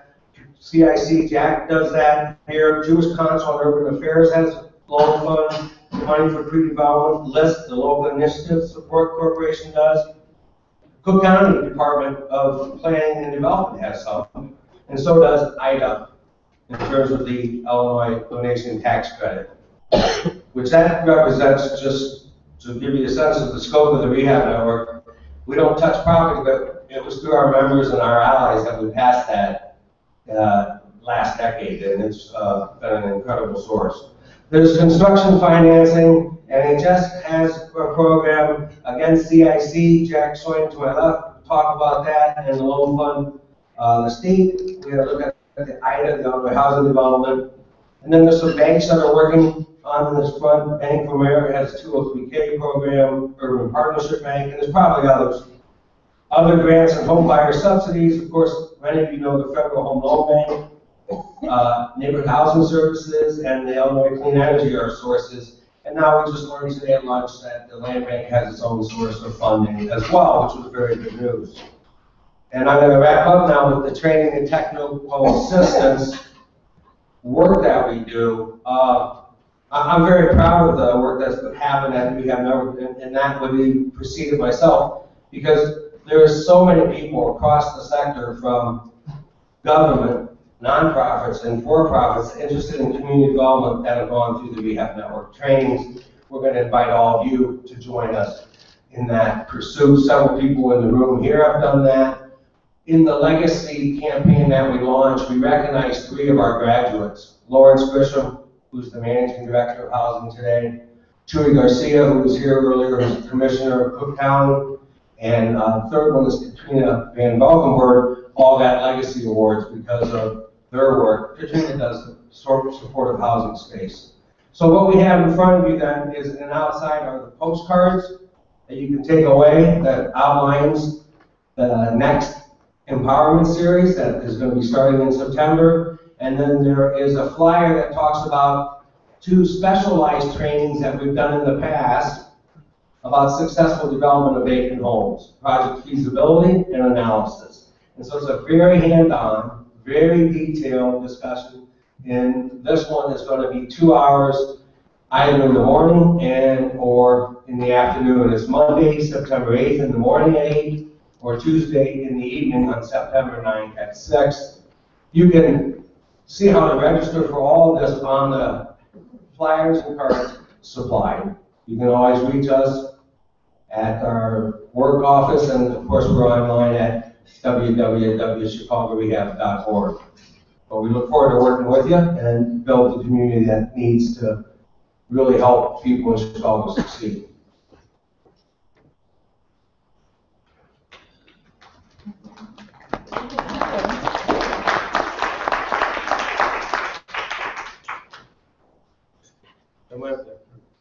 Yours? There we go.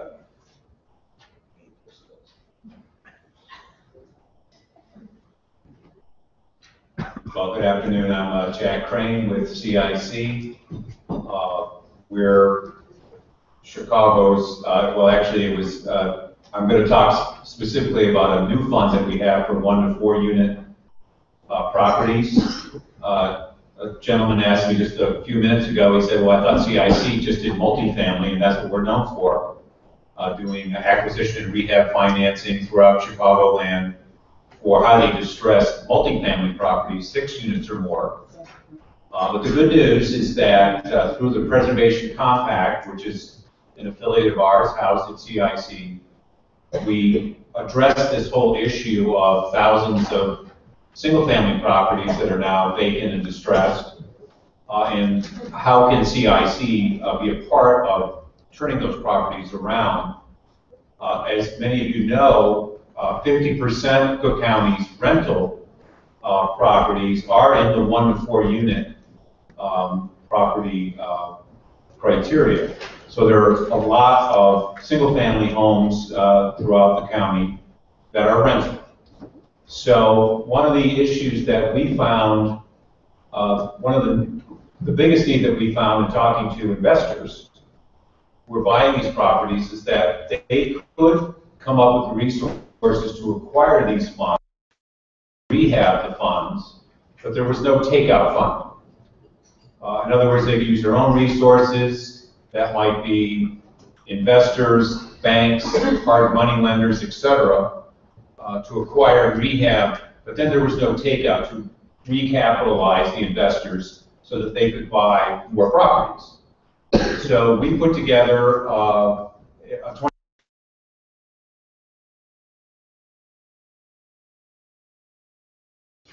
this is working here. Can't see. There we go. Okay.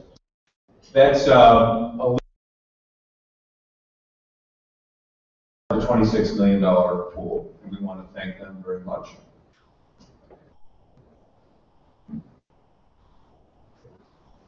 Part of this fund is there's some unique parts to it.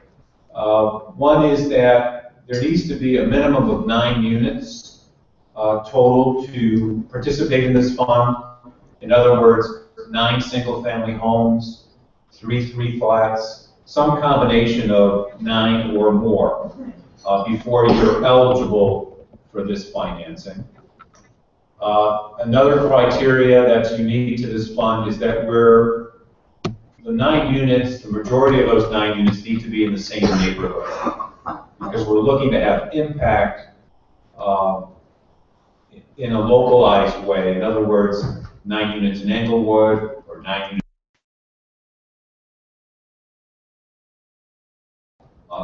That's another criteria which is unique to this fund. We've had a number of investors over since we opened the fund this year. They may have 3 units in Austin, 3 units in Uptown, and 3 units in Bronzeville. That does not qualify. So you need to have that concentration as part of the package.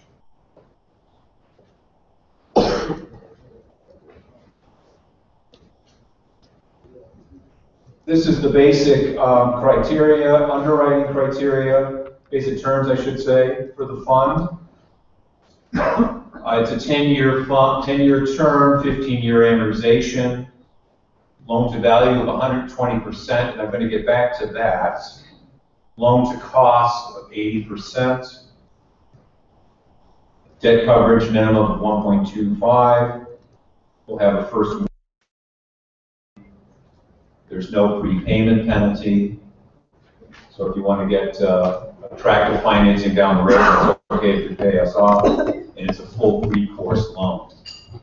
And as I was listening to Brian and Russ this morning, I was thinking about how can this fund connect with what they were saying. And part of it is, as an investor, let's say Brian gives you a property, enables you to get a property for zero. Property zero, it's yours, you own it.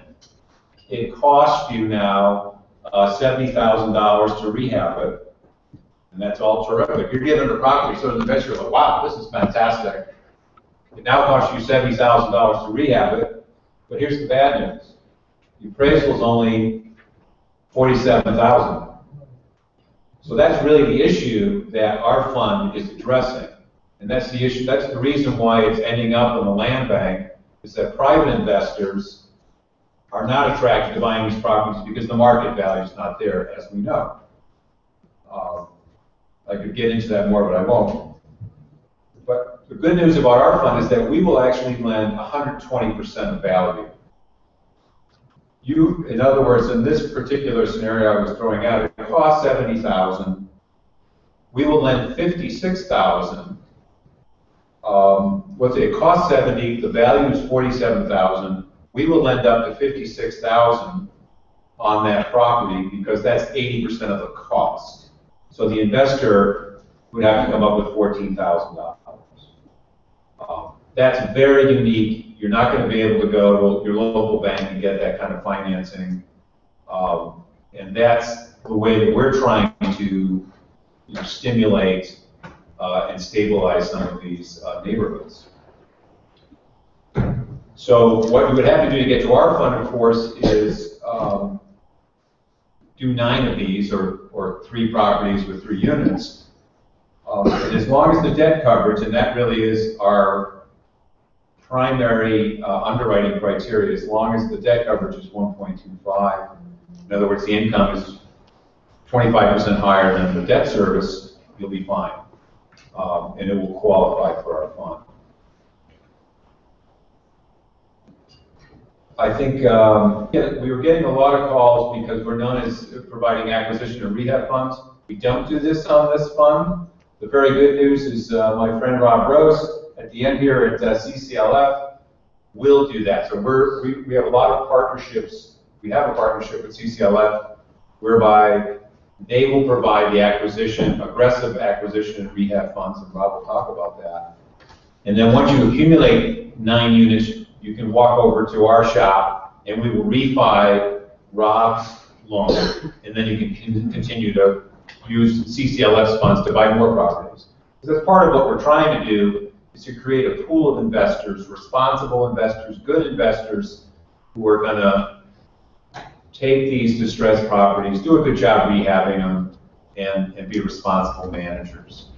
So not only will CCLF, but there's also banks. That's the other part I just want to note, is that a lot of banks, some community banks, will do the lending on the acquisition and rehab, knowing you can come to our fund to pay off their loan.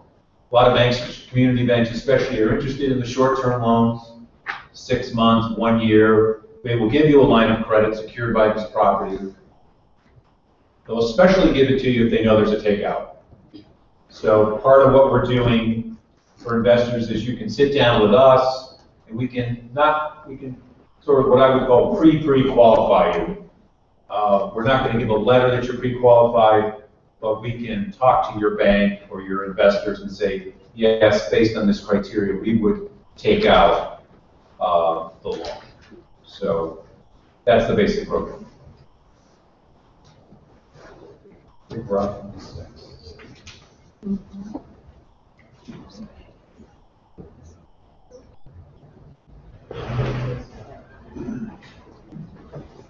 So our loans are aimed at owner occupants. So these are people who want to acquire the properties to actually live in them and make them their principal dwelling.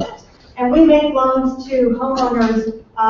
They're for this purpose here, purchase rehab loans, so we include the rehab costs. We have a 3% down payment. Again, no private mortgage insurance.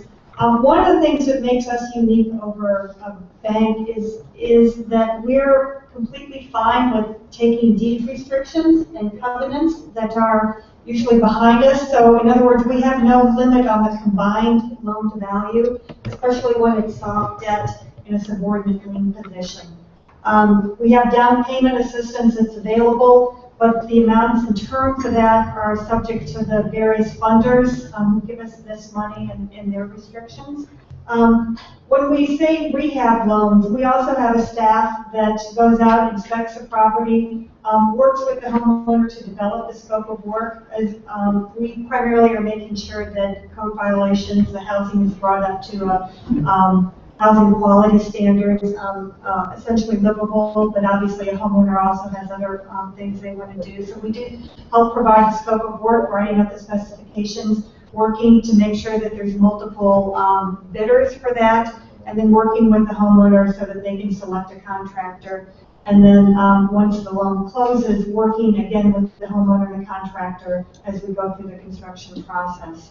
Our capital comes from 2 primary sources. We have $34.5 million from 19 community banks, which includes our sponsor here today, the private bank.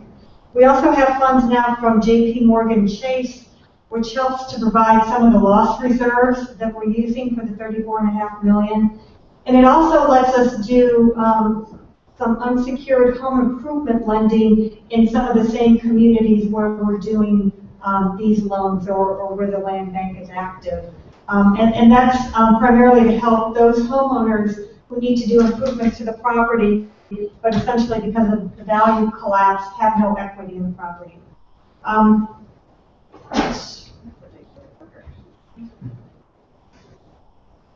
So our resources are targeted. Again, most of it is in the city of Chicago. In the south suburbs, we're looking at Thornton Township, which is a mildly distressed township in the south suburbs. And then we also deal in Kane County. We provide home buyer education, 8 hours of home buyer education, and then a 1-hour one-on-one. The intent of trying to build up a home buyer pipeline, and again, including talking to our home buyers about properties that they can acquire either through the land trust or through other entities, and not making them afraid of taking on a vacant property. And I think that's going to be it for me. Turn over to Rob, my other Chase cluster guy. Good afternoon. So, again, I'm Robert Rose with the Chicago Community Loan Fund, and we are a CDFI loan fund established in 1991, really to help fill financing gaps as they exist. So what do I mean? As we talk about the products that we offer here, Jack talked to you about some of the limitations that CIC is having on their pool.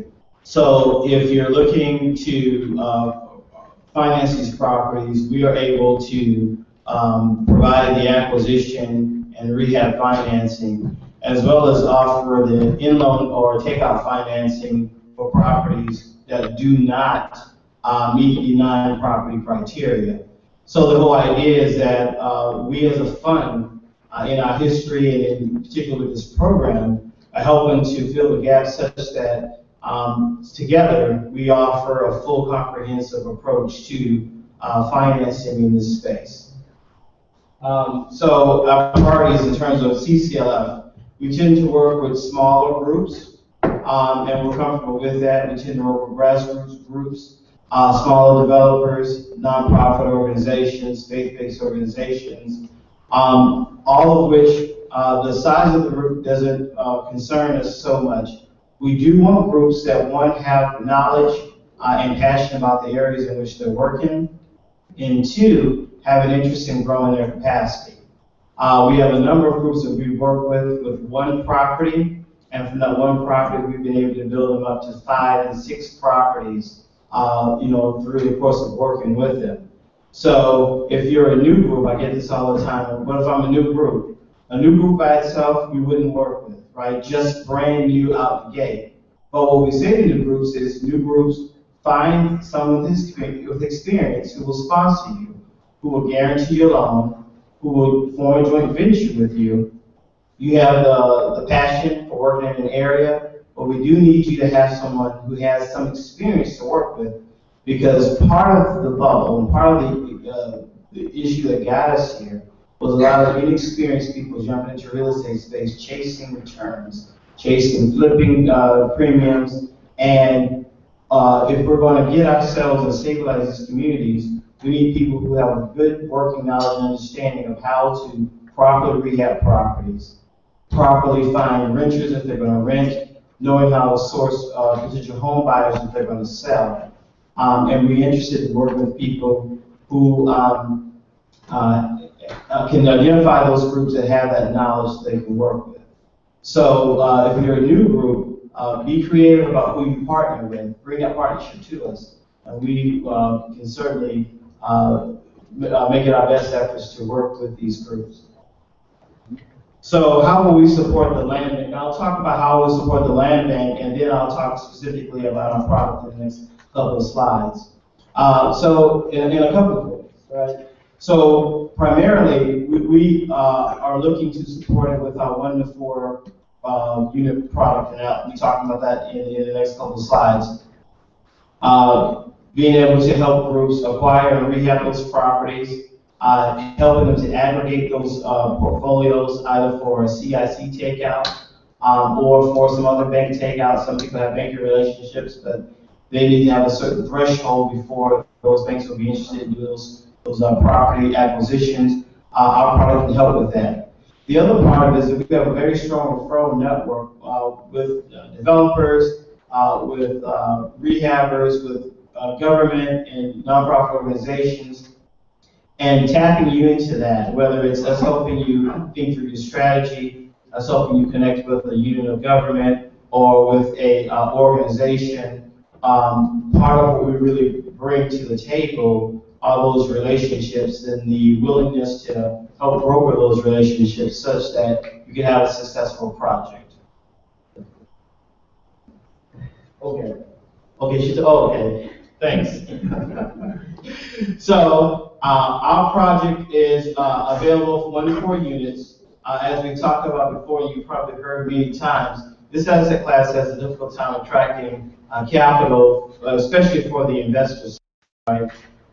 So we are making this product available, in which we are able to offer loan funds for projects that are in low to moderate income communities, as defined on the screen here. 80% of below AMI census tracts from a place-based qualification is necessary for our funds. We lend in Cook County and Ocala County, so 6 counties, Chicagoland region, by which we can operate. So for those who aren't in Cook County, Kane County is here today, Will County, DuPage, we're able to also extend this product to you. In particular, we're also working in partnership with CIC and NHS in collaboration through our work with the MMRP, the Micro Market Recovery Program, in addition to supporting larger, broader community development efforts across the. All right. And then the loan parameters. So what does it take, right? What we're looking at is typically a 5 to 7 year term, up to a 30-year amortization. Interest rates during the rehab period, interest only 8%. Permanent loan is going to be fixed at 6.5%. We're looking at a 2% origination fee, a $250 application fee coming to us, and we're looking for groups that have some experience. 2 years is the minimum threshold that we look for in terms of demonstration of experience, but that's a combination of groups you bring. So you have a new group, and you're able to find a group that has that experience. We bridge all that experience in terms of the organization that's coming to us looking for a loan. Want to make sure there's anything else? Okay, yeah, so loan to value, we have a sliding scale. Loan to value can go up to 120% loan to value and 90% loan to cost. So much like we talked about before, there is in many communities a gap between the appraised values and the cost to rehab those properties. And so what we're able to do is to help bridge a lot of that gap by going up to 120% loan to value. So in Jack's example, we talked about $70,000 rehab. You got it for zero, $70,000 cost to rehab. It appraises for $47,000. Able to lend up to $56,400 for rehab funds against that $70,000. So it doesn't always make up the gap because in this case we're capped at the 120% loan to value.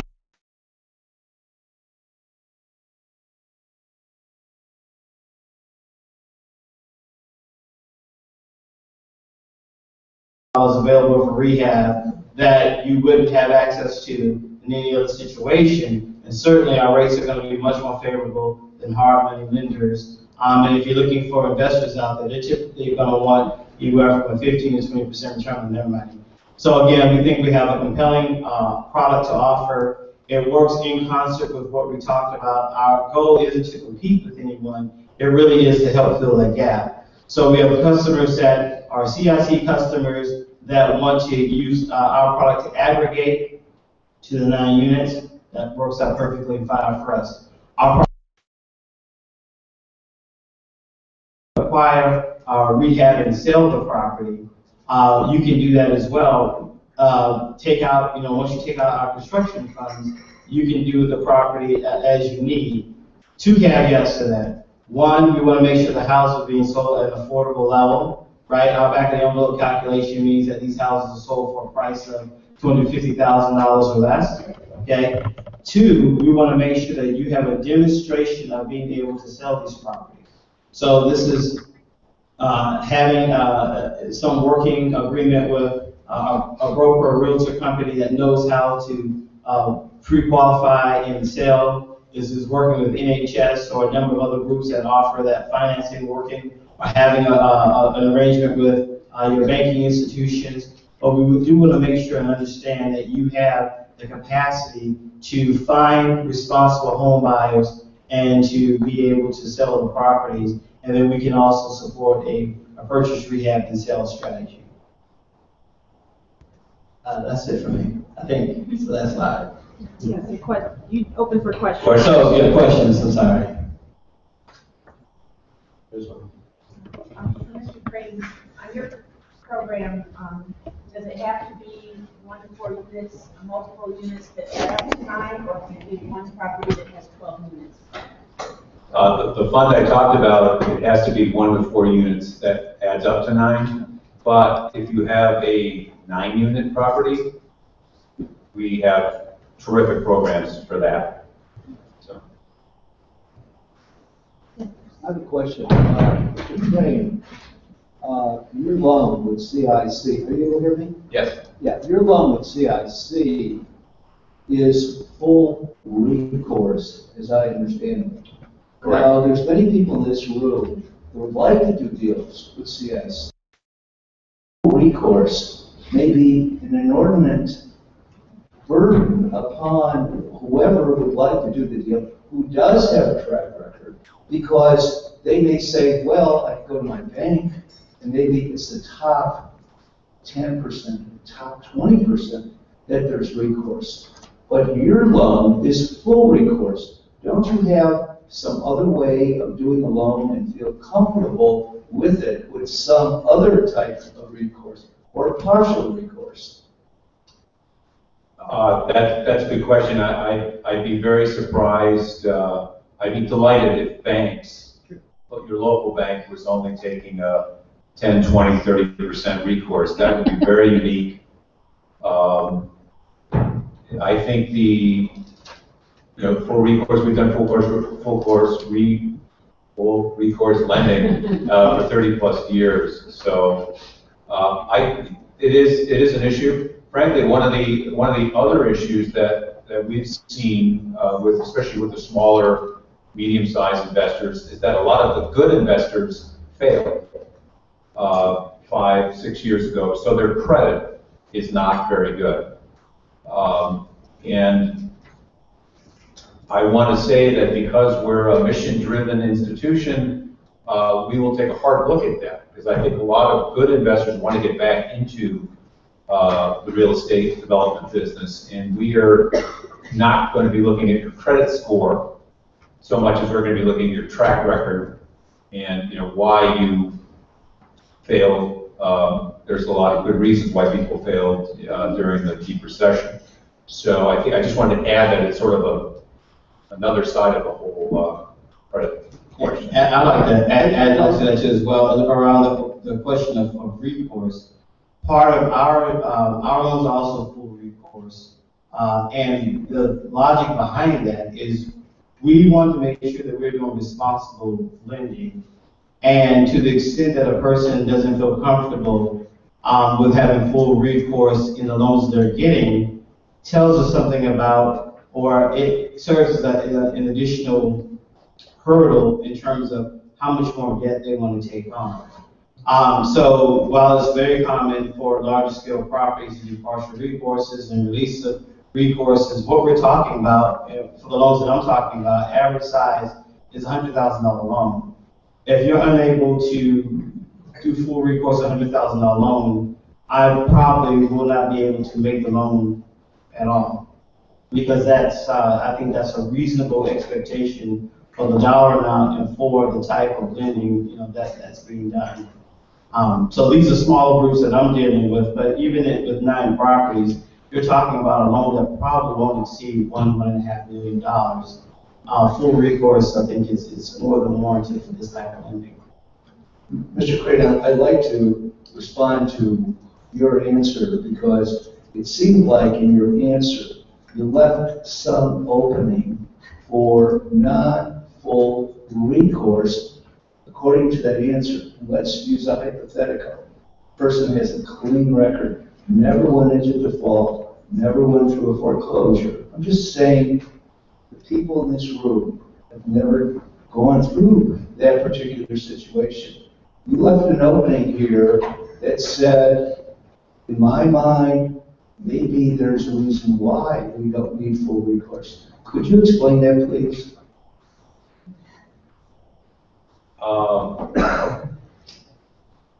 Well, first of all, My hands are tied on the recourse issue. This is a fund that we manage, so all of the banks that are participants in that, this was the criteria that they required to cut the check, for $26 million. So we really have no choice. We cannot be flexible on the recourse side.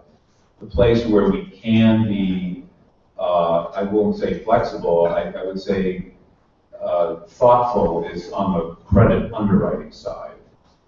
That we recognize the issue of why people get into trouble. Good developers get into trouble, and we want to welcome them back because we want their talent and experience. Just another comment, and I don't mean to monopolize this. If this loan were made with Illinois Housing Development Authority, there is no recourse but for fraud and waste. And that's all the recourse there is. You're talking about millions of dollars of loans. You're talking about a significant amount of money in relationship to the deal. Is that at all a possibility if IDA is willing to go that far against the governmental program, all that, but the IDA is willing to, and it's not governmental in the sense that it's the government that sponsors this, but it's tax credits that the government offers if you do these particular deals. So is there a possibility within the framework that you do at CIC that it could more mimic the IDA program? Yeah, I think that's a great question. Our fund here, it's a pilot program, and if we see the kind of demand out there for this fund, it's a 3-year program. I think we could attract IDA and maybe other sources for non-recourse financing. I think you're correct that if we had a non-recourse fund, we would attract more investors, and that's what we want. So through the Preservation Compact, which is our public policy arm, we would definitely want to look at that. On the multifamily side, our clients do that all the time. They do the recourse lending with us. We do the acquisition and rehab funds. They stay with us for a few years, and then they'll refi it with non-recourse Fannie Mae, Freddie Mac. And that's terrific. That's a great program. On the single family, this is a new product.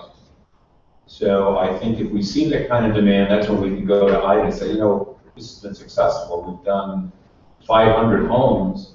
We could do 3,000 homes if we had non-recourse. Yeah, and the issue of recourse, right, has to do with your source of funds and your financial strength. I mean, IDA, Fannie Mae, Freddie Mac are able to absorb the losses that frankly would kill my fund. So the other part of it is not to be a hard ass about it, but it really is to protect the assets of the organization. We think that we have a worthwhile mission. We want to be around for the next generation. Part of what we have to do is protect that with recourse lending.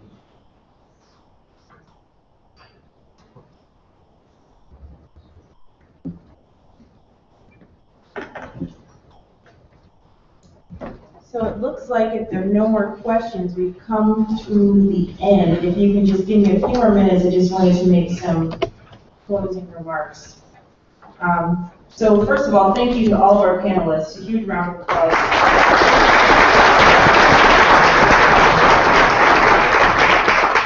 I also want to thank Private Bank for their very generous sponsorship today, Commissioner Gaynor's staff, and MPC staff that worked to play on today's event with me. Please be on the lookout for a survey via email to you to gather some of your responses and reviews on today's event, as well as some ideas for further content for another workshop like the one we've held today. And take a look at your resource guide if you haven't already. Particularly of interest will be the frequently asked questions page that I think you might find very helpful. So thank you again, and in closing, I'm going to welcome up Brant Aarons of the Private Bank, who's a couple of closing words for you.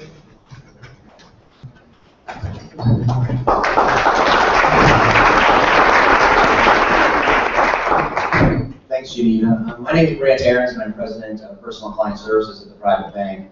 And I wanted to thank MPC as well as Mary Sue Barrett and Yonina for putting on the workshops today. Also, thank you to Cook County Commissioner Gaynor, as well as Brian White and the board of the Cook County Land Bank.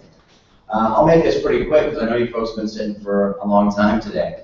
But I also wanted to say thank you to my team that really worked hard to get this sponsorship put together, as well as work with the Cook County Land Bank. But I do need to tell you just one really quick story. This has been a bit of a journey for the private bank and Cook County Land Bank. I think that, the day that Brian White was announced as the head of the Cook County Land Bank, I think my team had a phone call into him. And I think in the first 2 weeks he was on the job, we met with Brian. And when we met with Brian, we really had an interest in trying to figure out what the Cook County Land Bank was all about and what we could do to help as a private institution. And the more we talked with Brian, the more we realized that what we were really missing out there was some private money that could really help people that wanted to get back in a decent neighborhood where there were abandoned homes, really get in there and be able to finance and rehab those houses so that we could revitalize those neighborhoods. And I think the words that Brian used that day were, we need an affordable, practical, and sustainable solution. So luckily, I have a fantastic team, and they jumped right at it, and they're very creative, and they said, well, there's got to be a way to do this. And then we spent time with our CEO and others within the bank, and we said, there is a way that we think the private bank can help. And you folks heard it earlier today where our CEO, Larry Richmond, announced that the private bank has committed $10 million in financing in conjunction with the Cook County Land Bank and the homes that they will own to lend money to the ultimate owner of a home so that they can rehab that home and then ultimately live in that home. And private bank will be there to provide them affordable mortgages. So this is a significant play, I believe, for the private sector to come out and say that we want to revitalize these communities. Like I said, we're going to provide that construction financing, and then hopefully we can work with many of you folks in this room, whether it's trying to find a way to find a borrower, find someone that wants to live in those neighborhoods. Maybe some of you are developers that want to help us and actually own the property and we'll finance the construction. I think there's many, many ways we can go about doing this. So with that said, we're really excited about this. And on the behalf of the private bank, I hope you enjoyed your luncheon. Hope you enjoyed the program today. We've got a great goodie bag out there for you with some good private bank materials that should help you in your endeavors. But anyway, thanks a lot, and this has been a fantastic day. Thanks.